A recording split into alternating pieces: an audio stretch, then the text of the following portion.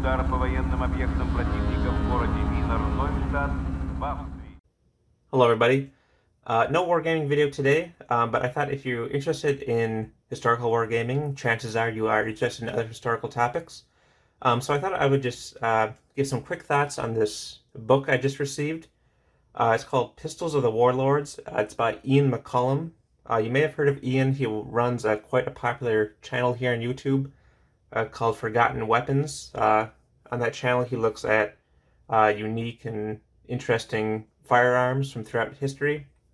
And he has written one other book about French military rifles.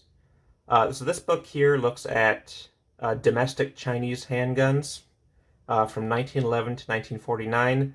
But as the name implies, its main focus is on pistols from Warlord era China, which is, I believe, 1916 to about 1928. This book just is now in general release, but I did back it on Kickstarter quite a while ago. But of course, due to, like everything else, supply chain issues, shipping issues, it got delayed for quite a while, quite a number of months. I think this was supposed to come out actually back last January. I just received it this week. So let me readjust the camera and we'll take a look inside. So you can see it's quite the substantial book. One page is bigger than my hand. Trying to figure out how to get the whole thing on screen at once. So anyway, so this book, again, looks at pistols from Warlord era China. So the book begins with a sort of a brief primer, history of what was kind of going on in the world at this time, history of China and the Chinese military.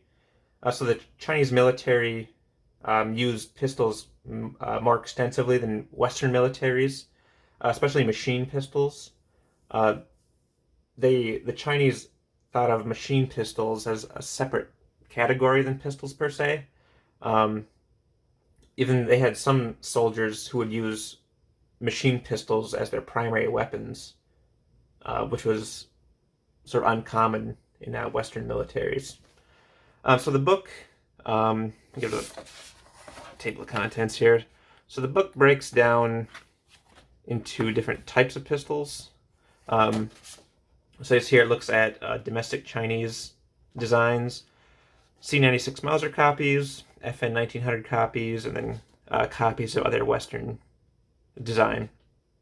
So during this time period in China, guns are made basically from anywhere from professionally made in state-run arsenals down to small independent workshops, all the way down to a large cottage industry of people making guns essentially in their backyards at home.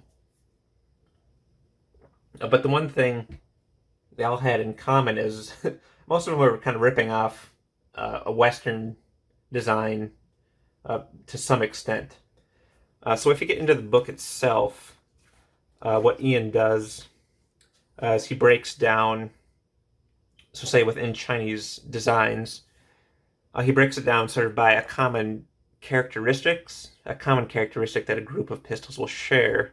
So for example, a Luger grip style. So there's large numbers of Chinese domestic designs that all share a Luger grip style. And one thing you will notice right away in this book is the photography. The photography in this book is just beautiful, just gorgeous. So if you go through here, there's also kinds of photography, close-ups of different parts. There's full breakdowns of pistols. There's real close-ups of individual parts like this. And then there's accompanying text on some pieces. There's points of interest labeled. So then he'll have like another one. So this one, the horn grip type. So all the pistols in this section, well, they're all different. They all share this horn grip.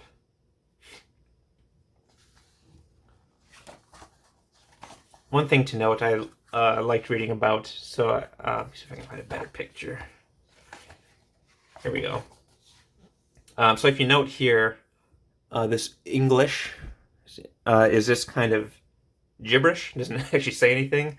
So I was reading about, so these, at this point in China, a lot of people didn't know how to read English, especially the common folk, but they knew enough that English on a gun was a sign of quality.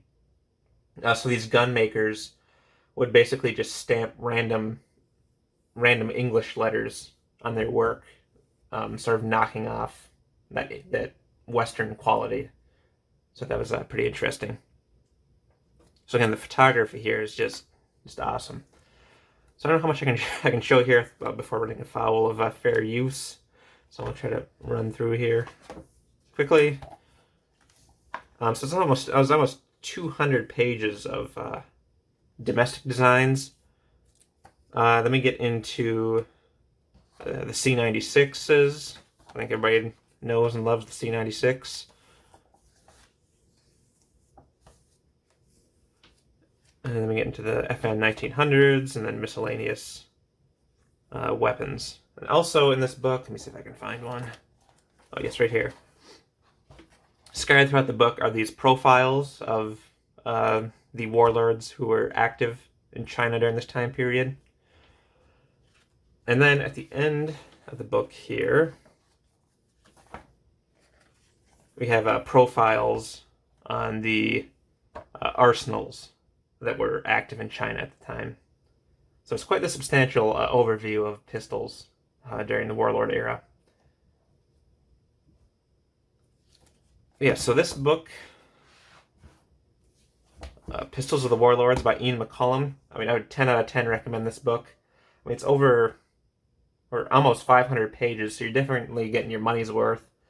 If you're interested in Warlord era China, or even just general firearms history, this is definitely the book for you.